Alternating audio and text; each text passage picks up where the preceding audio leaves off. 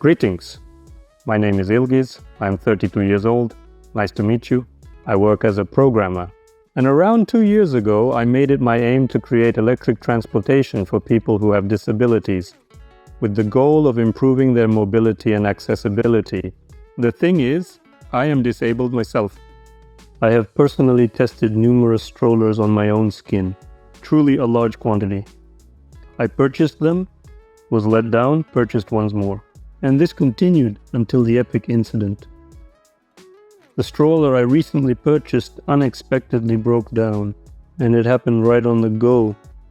Following this incident, I made the decision to create my own wheelchair, which will be meticulously planned and designed. I'll tell you more. The first prototype is already ready.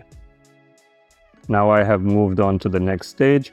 I will improve the stroller and post videos on my channel. I am looking for specialists, electronic engineers, auto electricians, and people who have metalworking machines. Well, that seems to be all. Subscribe, it will be interesting. Goodbye, everyone.